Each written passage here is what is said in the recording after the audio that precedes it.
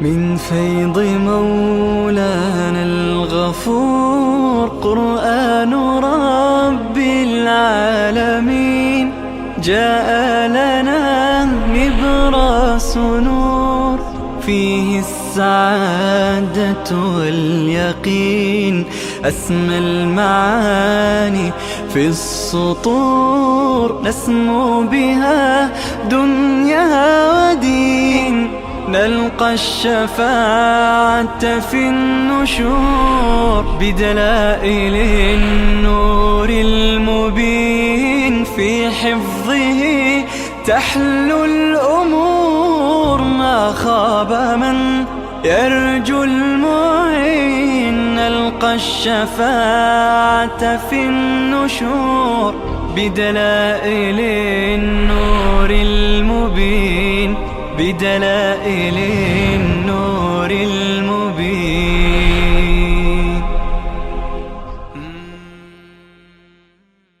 أعوذ بالله من الشيطان الرجيم. بسم الله الرحمن الرحيم. الله می فرماید و ان منهم لفریقا یلوون السنتهم بالکتاب، به درستی که از آنان گروهی هستند که یلوون السنتهم، زبان خودشون را میگردانند، زبان را تاب میدند، به اصطلاح زبان را کج میکنند نسبت به کتاب، یعنی وقتی که آیات کتاب را میخوانند. یا شاید این اشاره هست، گرچه شاه ولی الله رحمه الله معتقد است که تحریفی که یهودیان داشتند تحریف چی بود؟ لفظی بود، ولی عموم مفسران معتقدند که اونها دو نوع تحریف داشتند، هم تحریف لفظی داشتند هم تحریف معنوی داشتند، لذا کلمات را تحریف می کردند. این اشاره به تحریف لفظی هست. لتحسبوه من الكتاب وما هو من الكتاب، تا اینکه شما بپندارید آن را از کتاب، در حالی که وما هو من الكتاب، حقیقتا اون کلمات کتاب نیست. اینقدر اینها جری هستن بر گناه، جری هستن بر تحریف، که کلمات خودشون را، کج زبانی خودشان را به عنوان آیات کتاب خدا جای دادند. اما الله می فرماید و یقولون هو من عند الله، آنها ادعا می کنند، میگویند که اینها از جانب الله است، در حالی که و ما هو من عند الله، نیست آن کتاب، آن کلمات، اون الفاظ جز کتاب الله از جانب الله نیست.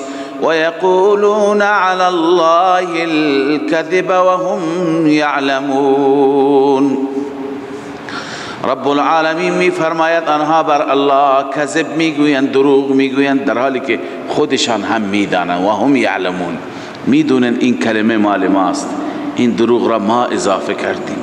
از خدا نمی ترسن، خوف الله عزوجل نیست. خب اون چه که در انجیل متی که مسیحیان نجران ادعا می کردن که خود حضرت عیسی به ما دستور داده که من را رب بگیرید، چون بحث مسیحیان نجران بود، منو به عنوان معبود فریاد بزنید، از من بخواهید. الله تعالی می فرماید که اون آیات هم از همین قبیل بودند، یعنی آیات را علماء محرف، تحریف کننده از خود درست می کردند و به عیسی علیه السلام نسبت می دادند. و الا الله می فرماید که کجا پیغمبر، اون انسانی که خدا بهش کتاب بده، اون انسانی که خدا بهش نبوت بده، بهش فهم و فراست بده، آیا به مردم میگوید که بیایید مرا پرستش بکنید؟ بعید است، امکان ندارد. خب پس اون چی که در تورات در انجیل است چیه؟ الله می فرماید که اینها را همین نوع علماء دین فروش چی کرده بودند؟ در انجیل اضافه کرده بودند. اینجا عبارت علامه خازن هست که ان نصارى نجران كانوا یقولون، نصارای نجران، مسیحیان نجران که برای مبارزه و برای مناظره خدمت رسول الله صلی الله علیه و سلم آمده بودند، می گفتند که ان عیسی امرهم ان یتخذوه ربا، عیسی ما را دستور داده که ما عیسی را رب خودمون انتخاب کنیم. فقال تعالی ردا علیه ما کان لبشر، تفسیر خازن. خداوند این آیه ما کان لبشر را به عنوان رد و پاسخ اونها بیان فرمود. الله می فرماید ما کان لبشر ان یؤتیه الله الكتاب والحکم والنبوة، سزاوار نیست، لایق نیست برای هیچ بشری. بنویسید جواب شبهه افترا بر انبیا. این افترا هست بر پیغمبرم، فلان پیغمبر گفته منو عبادت کنید. الله می فرماید سزاوار نیست برای هیچ بشری ان یؤتیه الله الکتاب، اینکه خدا به او کتاب بده، والحکم حکم بهش بده یعنی فهم بده یا قدرت بده، و النبوة و همچنین پیامبری و نبوت برایش بده. بعد از اینکه کتاب خدا در دستش، نبوت هم دارد، حکمی از جانب الله دارد. ثم یقول للناس كونوا عبادا لی من دون الله، سپس بگوید برای مردم که بندگان من باشی بغیر از الله. بیاید این پیغمبر به مردم بگوید بیا مرا پرستش کنید. اونو الله فرستاده که یکتا پرستی را در میان مردم رواج بده، مردم را یکتا پرست بگرداند، موحد بگرداند. او می آید به سوی عبادت خودش دعوت می دهد؟ هرگز نه. برای هیچ بشری این سزاوار نیست، بلکه اون که می آید چگونه دعوت می دهد؟ ولكن كونوا ربانیین، ولكن یقول مقدر است، اما میگوید پیغمبر که بیاد میگوید کونوا ربانیین، شما ربانی باشید، با خدا باشید، شما اهل الله باشید، با خدا باشید، فقط خدا را فریاد بزنید، فقط خدا را سجده و عبادت کنید. بما کنتم تعلمون الكتاب و بما کنتم تدرسون. مقتضی اول، به خاطر اینکه شما کتاب آموزش می دهید و به خاطر اینکه شما کتاب می خوانید، کتاب یاد می گیرید، کتاب یاد می دهید، کتاب می آموزید، کتاب آموزش می دهید. شما بی سواد نیستید، شما جاهل نیستید، شما جنگلی نیستید که هیچی ندونید، شما اهل کتابید، با سواد تحصیل کرده، لذا شما باید یک خدا را بپرستید. ولا یأمرکم ان تتخذوا الملائکه، الله می فرماید شما را امر نمی کند اینکه ملائکه را و نبیین و نبیها را اربابا رب بگیرید، اونها را پرورش دهنده، اونها را معبود، اونها را خدا انتخاب کنید. ایامرکم بالکفر، آیا پیغمبر شما را دستور به کفر می دهد بعد از انتم مسلمون، بعد از اینکه شما مسلمان منقاد مطیع خدا شدید، تسلیم در مقابل الله شدید، شما را پیغمبر به کفر وادار می کند؟ این غیر الله پرستی، این ولو اینکه انبیا پرستی باشد کفر است. پس ببینید از این آیات ما چه نتیجه گرفتیم. امکان داره که عبارتی منسوب باشد به سوی رسول الله صلی الله علیه وسلم، عبارتی منسوب باشد به سوی یکی از صحابه، روایتی منسوب باشد به ائمه. خب مردم را فریب بده که اینها گفتن در فلان حاجات فلان را فریاد بزنید، فلان را بخوانید. وقتی که تورات را، انجیل را تحریف کردند، دست زدند، اونجا هم دین فروشان توانستند که آراء زائغه خودشون را، اهواء خودشان را، خواهشات نفسانی خودشان را پیاده کنند. در کتاب‌های دیگه نمیتوانند. در مقدمه صحیح مسلم هست که جابر جعفی میگوید فقط که من 50,000 حدیث دارم که اونها را جرأت نمی کنم برای مردم بیان کنم. یعنی اینقدر مردم خرافت درست کردند، اینقدر از خود درست کردند و به خور مردم دادند تا اعتقاد مردم را، باور مردم را نسبت به خدا، نسبت به توحید ضعیف بکنند، سست بکنند. لذا مردم بیچاره اینها را میخوانند، فریب میخورند، فکر میکنند که حدیث پیامبر هست، روایت فلان امام هست، در حالی که الله عزوجل میفرماید که برای هیچ پیامبری سزاوار نیست، نه تنها عیسی علیه السلام، دیگه پیامبران، دیگه امامان، دیگه بزرگان و مقتدایان دینی، اونا هرگز نمیگویند، حضرت ابوبکر هرگز نمیگوید، حضرت علی کرم الله وجهه هرگز نمیگوید مردم شما ما را پرستش بکنید، فلان را صدا بزنید، فلان را در حاجاتتون بطلبید. انبیا نمیگویند، همه میگویند کونوا ربانیین، اهل خدا باشید، با خدا باشید و شما ربانی باشید، فقط خودتون را اختصاص بدهید به رب. لذا اون چی که در عبارتهایی هست، در روایتهایی هست، در کتابها هست اعتبار نداره، فقط قرآن و سنت صحیحه رسول الله صلی الله علیه و سلم. و اذ اخذ الله میثاق النبیین، اینجا خداوند ترغیب میده به سوی اتباع پیغمبر صلی الله علیه و سلم. همه پیروان کتابهای گذشته را، پیروان انبیاء گذشته را، چه یهود باشند، چه نصارا باشند، چه غیر اینها باشند. چرا خداوند اینجا یادآوری میفرماید پیمانی را و میثاقی را که از پیغمبرانشون گرفته؟ اون پیمان چیه؟ اون پیمان این هست که شما پیامبران دین من را به مردم برسانید، اما در آخر پیامبر خاتم می آید. پیامبر خاتم که آمد، نبی خاتم که آمد، اگر شما در اون زمان حضور داشتید، تشریف داشتید، ایمان هم بیاورید بهش و باید یاریش بکنید. خب این پیمان را خدا چرا گرفت از پیامبران؟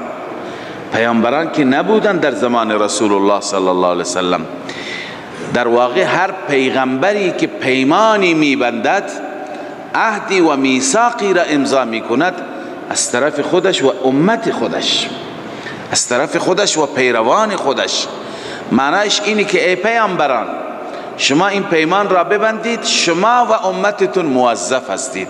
وقتی که این پیامبر ما آمد، این رسول خاتم صلی الله علیه و سلم آمد، امتیان شما، پیروان شما، متبعان شما موظفند به او ایمان بیاورند و او را یاری کنند، در معرکه ها، در میادین مختلف در کنار او باشند. ملاحظه بفرمایید این پیمان را که الله بسته. الله می فرماید و اذ اخذ الله میثاق النبیین، وقتی که الله عزوجل گرفت پیمان انبیا را. این پیمان را چه زمانی بست؟ چه زمانی گرفت؟ و وعده را چه زمانی گرفت؟ اکثر مفسران نوشتند که هر پیامبری را زمانی که نبوت میدادند و پیغمبری خداوند بهش میداده، این پیمان را از اونها گرفته که فعلا شما آخر یک پیغمبری می آید که برای همیشه دین اوست. لما آتیتکم من کتاب و حکمه. تشریح میثاق. لما آتیتکم چی هست؟ تشریح میثاق. النبیین، این الف لام استغراقی است، از همه انبیا این پیمان گرفته شده. لما آتیتکم، البته لما آتیتکم من کتاب و حکمه، آنچه که به شما دادم از کتاب و حکمت. به این کتاب و حکمت یعنی کتاب و حکمت قبلا عرض کردم، یعنی فهم کتاب، درک کتاب. و این کتاب را شما به او عمل کردید. ثم جاءکم رسول، سپس آمد پیش شما پیامبری. رسول، التنوین للتعظیم، این تنوین برای چی هست؟ تعظیم هست. سپس پیش شما آمد پیامبری مصدق لما معکم، پیامبری که تایید کننده هست، تصدیق کننده هست اون کتاب هایی که با شما هستند، روشی که شما دارید، اصول شما را، یعنی اون هم مثل شما بر توحید و یکتاپرستی دعوت میداد. وقتی که این پیغمبر آمد، وظیفه شما یک، لتؤمنن به، البته حتما به او ایمان بیاورید. دو، ولتنصرنه، حتما او را یاری کنید، یاری برسانید با اعضا و جوارحتان. ایمان با دل هست، یاری با چی هست؟ با دست و پا، با اعضا و جوارح. بعد از اینکه این پیمان را خداوند گرفتند، اهتمام، اینجا بنویسه اهتمام اول میثاق، اهمیت اول. شما جای میرید یک قولنامه امضا میکنید، بعضی ها میرن نکاحنامه مینویسند، به خاطر اهمیت که فردا انکار نکند. الان یک بار اون کسی که منشی هست نوشته میخواند، ببین من میخوانم، گوش کن، تمام مفادش را قبول داری؟ بند 1، بند 2، بند 3، بعد آخر می نویسد که برای فلانی در محضر فلانی این مفاد این اقرارنامه خوانده شد، قرائت شد، فلانی قبول کرد، بعدا ازش امضا و انگشت میگیرند، تأکید میکنند، کار را پخته میکنند. این پیمان اینقدر اهمیت دارد که خداوند بعد از اینکه پیمان را گرفته از انبیا سوال میکند. قال اقررتم و اخذتم على ذلكم اصری، آیا اقرار کردید و گرفتید بر این اصری؟ اصری یعنی عهدی، اصری یعنی عهد من را گرفتید.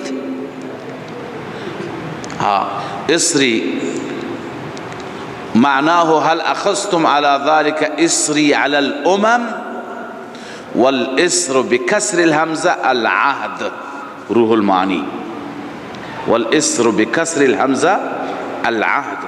آیا عهد من را گرفتید؟ عهد می بندید؟ وعده می کنید؟ قالوا اقررنا، جواب انبیا میگه ما اقرار میکنیم، ما به این عهد پایبند خواهیم بود. الله عزوجل میفرماید قال فاشهدوا وانا معكم من الشاهدین. این اهتمام دوم میثاق، خیلی این میثاق مهم است. گواه باشید، من هم با شما گواه هستم. فاشهدوا وانا معكم من الشاهدین یعنی چه؟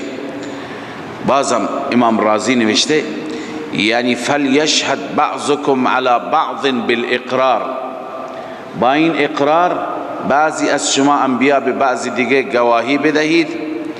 و انا علی اقرارکم و اشهاد بعضکم علی بعض من الشاهدین، من خدا هم بر اقرار شما که بعضی به بعضی اقرار میکنید و میگویید ما چنان پیمانی بستیم باید از رسول خاتم به ایشون ایمان بیاوریم و ایشون را یاری برسانیم، من خدا هم از شاهدین هستم. خب عرض کردم انبیا که نبودند، این اقرار، این عهدنامه، این میثاق به خاطر کی بود؟ پیروان اون انبیا. یعنی پیروان موسی وقتی که اینجا بودن باید ایمان بیاورن، پیروان عیسی باید ایمان بیاورند، پیروان داوود ایمان بیاورند، پیروان ابراهیم باید ایمان بیاورند، همه پیروان ها باید ایمان بیاورند.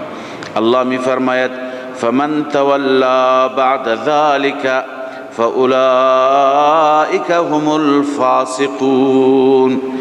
کسی که پشت بدهد بعد از این میثاق، کسی که تولی بکند، اعراض بکند بعد از این میثاق و پیمان، فاولئک هم الفاسقون، ثمره تولی، این انسان ها خارجون از دین هستند. الفسق الخروج عن الدین. خب من اینجا خدمت شما یک مسئله ای را که بظاهر جز موضوع آیه نیست ولی از آیه میشه استنباط کرد خدمت شما بیان میکنم.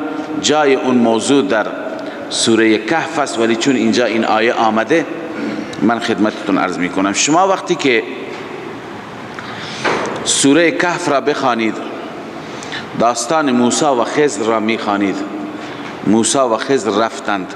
خب اولا اختلاف هست که آیا خضر پیغمبر هست یا یکی از اولیاء هست.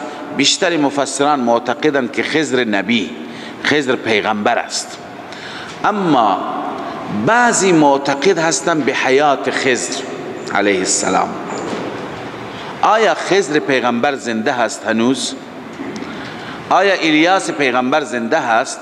چون در بعضی کتاب ها نوشته که خضر هنوز زنده هست و الیاس پیغمبر هم هنوز زنده هست. و حتی خرافاتی ها میگویند که اگر شما در دریا با مشکلی مواجه شدید، خضر پیغمبر را فریاد بزنید، ایشون در دریاها تشریف دارند. و اگر در بیابانها و در جنگلها شما با مشکلی مواجه شدید، الیاس پیغمبر را صدا بزنید، ایشون هم تشریف دارند. خب این که اهل خرافه این را میگویند، اهل بدعت و شرک این را میگویند، خب این را علماء ما قبول ندارند. هر جا انسان باید خدای خضر را فریاد بزند، خدای الیاس را بخواند و از او استمداد بطلبد. اما آیا واقعا زنده هستند؟ خب بعضی از مفسرین ما نوشتن زنده هستند. بعضی نوشتند با توجه به این که خضر در چنین جای عجیب زندگی میکرد و بعدا بحث وفاتش هم نیامده و خیلی افراد میگویند که ما خضر را یا در خواب ملاقات کردیم، یا بعضی افراد کسی را دیدن در بیابانی در کنار دریایی لباس سفیدی را گفته من خضر هستم. لذا یا یک نوع تخیلی بوده یا واقعا حالت مکاشفه‌ای بوده، هر چی بوده میگویند که خضر حیات دارد. خواجه خضر چی؟ حیات دارد. اما محققین از مفسران بر این باور هستند که خضر علیه السلام و الیاس علیه السلام درگذشتند، وفات کردند. همه پیغمبران وفات کردند جز سیدنا عیسی علیه السلام که اون وقت وفاتش هر وقتی که برسد ایشون هم وفات میکنند. خب الان در این آیه استدلال ما از کجاست؟ استدلال از اینجاست که اگر خضر و الیاس به عنوان دو تا پیغمبر زنده بوده، خداوند از همه انبیا پیمان گرفته، میثاق گرفته که هرگاهی که پیامبر خاتم آمد وظیفه شما هست به او ایمان بیاورید، او را نصرت بکنید. لتؤمنن به ولتنصرنه، باید یاریش کنید. اگر واقعا این بزرگواران زنده بودند باید این به این وظیفه خودشون عمل میکردن، می آمدند خدمت رسول الله، هم ایمان می آوردند و هم در جنگ های بدر و احد و خندق و احزاب و تمام جنگ ها باید در کنار رسول الله می بودند. این وظیفه هست، این پیمانی هست، بر این پیمان تاکید هم شده. چرا نیامدند؟ ازا معلوم میشه که این گفته و این باور درستی نیست، گفته درستی نیست، این اساسا اشتباه است. از این آیات ما استنباط میگیریم. اما عیسی علیه السلام، شما میگویید عیسی علیه السلام در این دنیا نبودند، عیسی علیه السلام در آسمان ها وقتی که به این دنیا تشریف بیارد در آخر زمان، عیسی علیه السلام به کتاب قرآن عمل می کند، به شریعت محمدیه علی صاحبها الفتحیه عمل می کند، جهاد می کند، یاور دین میشه، ناصر دین میشه. عیسی علیه السلام به وظیفه خودش باید عمل بکند. لتؤمنن به ولتنصرنه. پس چنین چیزی در رابطه با خضر و الیاس که در دنیا هستند، در دریاها و در بیابانها هستند، وجود ندارد، اما بیشتر انشاءالله در سوره کهف. الله می فرماید فمن تولا بعد ذلك فاولئک هم الفاسقون. کسی که تولی و اعراض بکند اینا جز فاسقان. افغیر دین الله یبغون وله اسلم. اکنون خداوند می فرماید بعد از اینکه این دین آخر آمده، دینی که مبرهن است با دلائل و حجج قویه، این دین آمده، غیر از این دین چی می خواهند؟ غیر از این دین چی می طلبند؟ در حالی که همه عالم در مقابل الله تسلیم است، همه منقاد است، طوعا و کرها، و خوشی و ناخوشی. چرا اینها تسلیم نمی شوند؟ الله می فرماید افغیر دین الله یبغون. آیا غیر از دین خدا اینها می طلبند؟ وله اسلم من فی السماوات والارض. در حالی که برای اون الله، برای اون ذات تسلیم شده، منقاد شده تمام آنچه که در آسمان ها و زمین هستند، طوعا و کرها. طوعا و کرها، طوعا مثل مسلمانان با خوشی، با رضایت، و کرها یعنی منقاد هستند، مطیع هستند طبعا، چه بخوان چه نخوان، مثل بقیه خلائق، جمادات، عرض کنم جواهر، نباتات، اشجار، همه، خورشید و ما، همه اینها دستور الله را اطاعت می کنند. و الیه یرجعون، به سوی او فقط برگردانده می شود همه و همه. پس چرا همه منقاد، همه تسلیم، اما یهودیان تسلیم نمی شوند، مسیحیان تسلیم نمی شوند؟ اکنون الله تعالی ترغیب به تسلیم میده و تلقین می کند. قل آمنا بالله، بگو ما ایمان آوردیم به خدا، و ما انزل علینا، آن کتابی که بر ما نازل شده یعنی القرآن، ما به قرآن ایمان داریم. و ما انزل علی ابراهیم، آنچه که بر ابراهیم نازل شده، فرود آمده، و اسماعیل بر اسماعیل، و اسحاق، و آنچه که بر اسحاق، و یعقوب، و الاسباط، اولاد یعقوب، تمام انبیاء بنی اسرائیل. و ما اوتی موسی و عیسی، و آنچه که موسی و عیسی داده شدن، یعنی معجزات و کتابهایی که داده شدن، و النبیون، و بقیه انبیاء آنچه که داده شدن، من ربهم، از جانب ربشان، ما به همه ایمان داریم. مثل شما نیستیم که به بعضی ایمان داشته باشیم، به بعضی ایمان داشته نباشیم. مثل یهود نیستیم که تورات را قبول داره، انجیل را قبول نداره، موسی را قبول داره، عیسی را قبول نداره. یا مسیحیان تورات و انجیل را قبول دارن، قرآن را قبول ندارن، محمد را قبول ندارن. نه، ما به همه را قبول داریم، به همه ایمان داریم، ولی شما هستید که ایمان ندارید. خب ببینید، وقتی که اسحاق و یعقوب و اسباط گفت، یعقوب، موسی و عیسی هم جز اولاد هستند، اما چرا ذکرشون کرد به صورت ویژه، به صورت خاص؟ چون روی سخن اینجا باقی هست با پیروان موسی و عیسی، با یهودیان و مسیحیان است.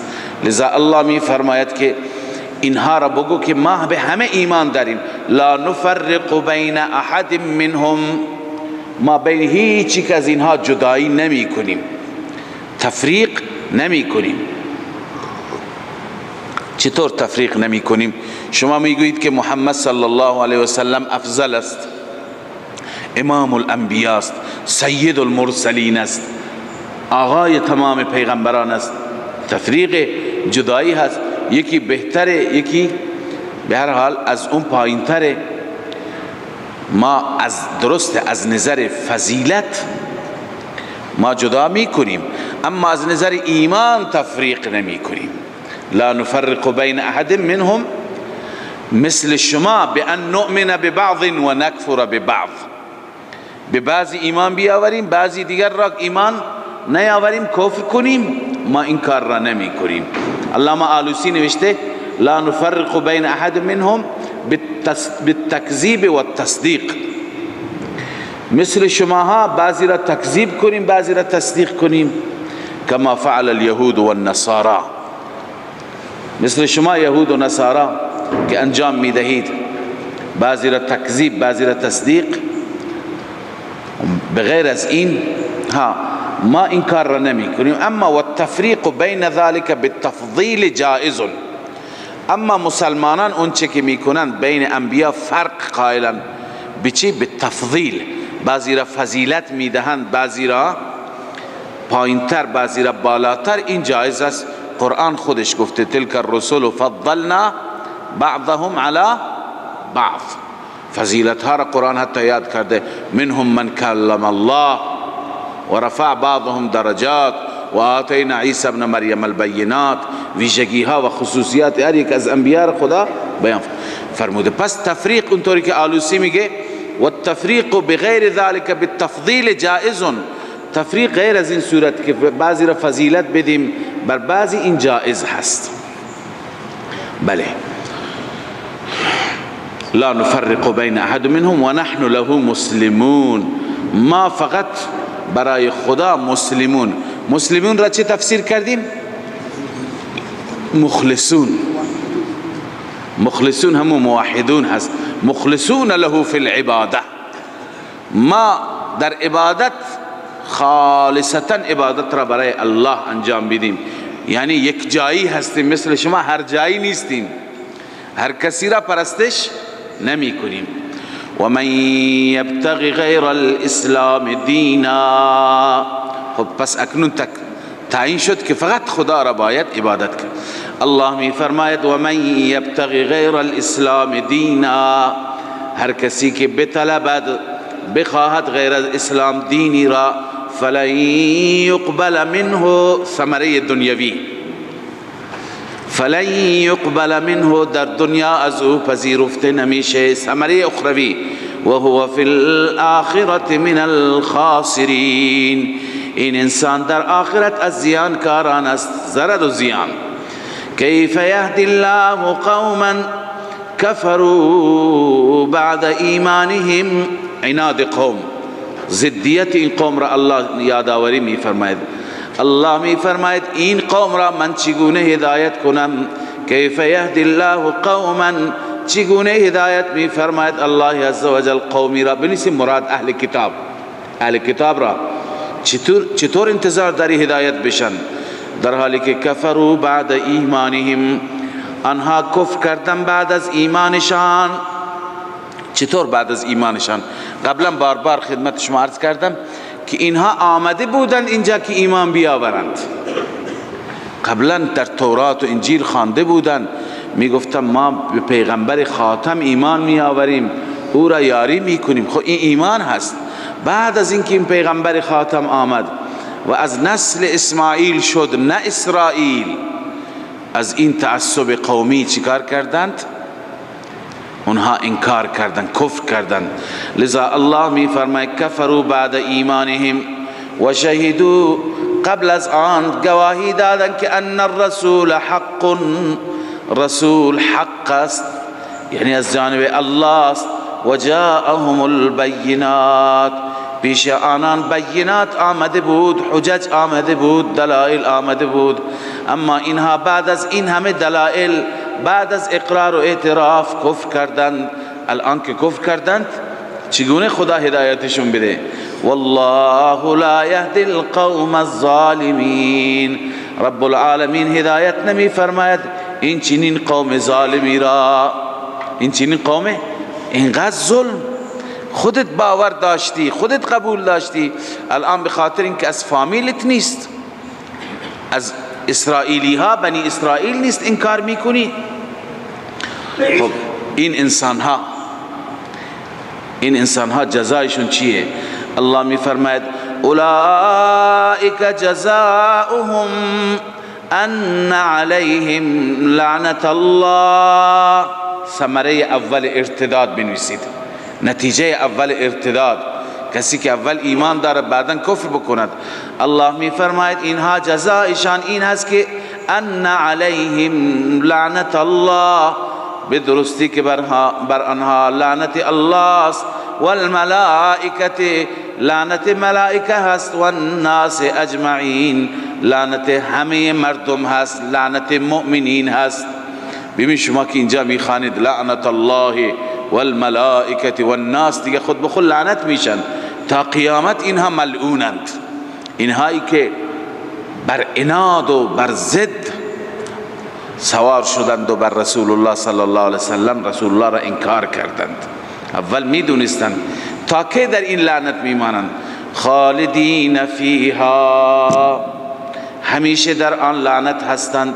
لا یخفف عنهم العذاب. خب نتیجه لعنت عذاب دیگه، نتیجه لعنت نار و آتش جهنم هست. ثمره دومش لا یخفف عنهم العذاب، عذاب از اونها تخفیف نمیشه، عذاب کم نمیشه، کاسته نمیشه. و نتیجه سوم ولا هم ینظرون، و آنها تحویل گرفته نمیشوند، نگاه نمیشوند، یعنی تحویل گرفته نمیشوند، به نظر لطف به سوی آنها نگاه نمیشه، دیده نمیشه. اینها برای همیشه ملعونند. البته راه هنوز در دنیا مفتوح هست، باز هست. کسی که توبه بکند، الا الذين تابوا من بعد ذلك، ترغیب مرتدین به توبه، مرتدین تائبین. الا الذين تابوا، مگر کسانی که توبه کردند، من بعد ذلك و اصلحوا، بعد از این یعنی بعد از کفرشان، بعد از ارتدادشان توبه کردن و اصلحوا، اصلاح شدن. اصلاح چیه؟ توبه خب برگشتن هست، اصلاح جبران مافات. بیایند اقرار بکنن که مردم ما تا به حال به اشتباه بودیم، واقعا این پیغمبر خداست. فإن الله غفور رحیم، بدون شک الله عز وجل در حق این انسان ها غفور هست، بخشاینده، و رحیم، مهربان هست. خداوند اینها را می بخشد. ان الذين كفروا بعد ایمانهم، باز هم تخویف اخروی برای معاندین، برای کسانی که این توبه برای کسانی بود که از ارتداد برگشتند. اکنون کسانی که ارتداد را ادامه دادند، ثم ازدادوا کفرا، کفرشون بیشتر شد روز به روز، عنادشون بیشتر شد. نتیجه اونها الله می فرماید ان الذين كفروا بعد ایمانهم، بدون شک کسانی که کفر کردن بعد از ایمانشان، ثم ازدادوا کفرا، ثم ازدادوا کفرا، سپس کفرشان اضافه شد. کفرشان چی شد؟ اضافه شد، یعنی کفر بر کفر، انکار بر انکار، یعنی جدال بالباطل. چیه؟ جدال بالباطل، یعنی بر پیغمبر کفر کرده، الان دلائل دروغین و قصه ها و افسانه های دروغینی ایجاد کرده، میخواد بگه که اصلا پیغمبر نیست. این انسان ها لن تقبل توبتهم، ثمره دنیوی، هرگز توبهشان قبول نمیشه، هرگز توبهشان قبول نمیشه. و اولئک هم الضالون، اینها گمراهان است. ببینید اینجا با اشکال ما مواجه شدیم. خداوند میفرماید که هرگز توبهشون قبول نمیشه، در حالی که قرآن از اول تا آخر ترغیب توبه میده. ترغیب توبه هست یا نیست؟ بزرگترین مشرک اگر توبه بکنه توبهش قبول میشه. بزرگترین مرتد و منکر اگر توبه بکنه توبهش قبول میشه. پس لن تقبل توبتهم یعنی چی؟ در حالی که رسول الله صلی الله علیه وسلم هم فرموده توبه تا چه زمانی قبول میشه؟ توبت امتی مالم یغرغر، تا غرغره و خرخره، تا اون زمان توبه قبول میشه. ما خواندیم که حتی توبه یأس قبول میشه، توبه بأس قبول نمیشه. انسان وقتی که از زندگی ناامید هست، مریضه، میگن سرطان داری، زندانیه، میگن اعدامت میکنیم، این توبه میکنه، یأس از زندگی ناامید شد، این توبه هنوز قبول میشه. فقط وقتی که به اینجا برسه قبول نمیشه. اینا چرا توبهشون قبول نمیشه؟ به این خاطر مفسران بزرگوار اینجا توجیهی نوشتند. من هم اشاره کردم جدال بالباطل یعنی چه؟ یعنی کسانی که جدال بالباطل دارند، یعنی هم مریضیشون لازمی، هم متعدیه، هم خودشون مریضند، هم خودشون گمراهند، هم دیگران را گمراه میکنند، هم ضالند، هم مضل هستند. لن تقبل توبتهم یعنی توفیق توبه نصیبشون نمیشه. نه اینکه اگر بیان توبه بکنن توبهشون قبول نمیشه. یعنی اینها صم بکمون هستن. بل طبع الله علی قلوبهم فهم لا یؤمنون. این معنیش هست. خدا دل را چنان مهری زده که ایمان نمی آورد. لهم قلوب لا یفقهون بها ولهم اعین لا یبصرون بها ولهم آذان لا یسمعون بها اولئک کالانعام بل هم اضل اولئک هم الغافلون. به این معنی هست که لن تقبل توبتهم یعنی هرگز توفیق توبه نمیشه که پذیرفته بشه. به این معنی نیست که واقعا اگر آمد و افتاد و خدایا بس غلط کردم خدا قبول نکنه. نه خیر، خدای عزوجل میگه که لا تقنطوا من رحمت الله، بار بار میگه توبوا الی الله جمیعا. پس این لن تقبل توبتهم اگر میخواهیم با تمام قرآن تطبیق داشته باشه باید معنیش کنیم چی؟ توفیق توبهشون نمیشه. و اولئک هم الضالون. این انسان ها گمراهانند، اینها گمراهانند. خب اما یک توبه دیگری هست که قبول نمیشه، اون توبه آخرت هست. اونجا چون جای توبه نیست، جای توبه دنیا هست. اونجا نه توبه قبول میشه نه چیزی دیگر. الله می فرماید ان الذين كفروا وماتوا وهم كفار. بدون شک کسانی که کفر کردند و مردند و هم کفار، آنها در حالی که کفار یعنی مرگشون در حالت چی شد؟ کفر. خب الان آمده به میدان محشر به بارگاه الله، میدونه که داره به جهنم میره، میخواد فدیه بده، میخواد رشوه بده. بالفرض این بالفرض و المحال است. اونجا که ارسونم کرشی هم ندارد، اما اگر داشته باشد الله میفرماید به اندازه پری زمین طلا داشته باشد. فلن يقبل من احدهم ملء الارض ذهبا. هرگز قبول نمیشه از هیچ کسی آنها، از احدی از آنها، ملء الارض ذهبا به اندازه پری زمین طلا قبول نمیشه. ولو افتدا به، گرچه آنها را فدیه بده. اولئک لهم عذاب علیم. این انسان ها، این افراد، این گروه برایشان عذاب دردناک است. و ما لهم من ناصرین. نفی شفاعت قهری، هیچ یاوری، هیچ ناصری ندارند. برای آنها هیچ ناصری وجود. اینها در دنیا افتخار میکردند که ما چی داریم؟ ما شفیع داریم. هؤلاء شفعاؤنا عند الله. سفارش ما میکنن. خدا میفرماید اونجا ناصری و شفیع برایشون وجود ندارد. و آخر دعوانا الحمد لله رب العالمين. من فيض مولانا الغفور قرآن رب العالمين جاء لنا نبراس نور فيه السعادة واليقين أسمى المعاني في السطور، نسمو بها دنيا ودين، نلقى الشفاعة في النشور بدلائل النور المبين، في حفظه تحلو الأمور، ما خاب من يرجو المعين، نلقى الشفاعة في النشور بدلائل النور المبين، بدلائل النور المبين.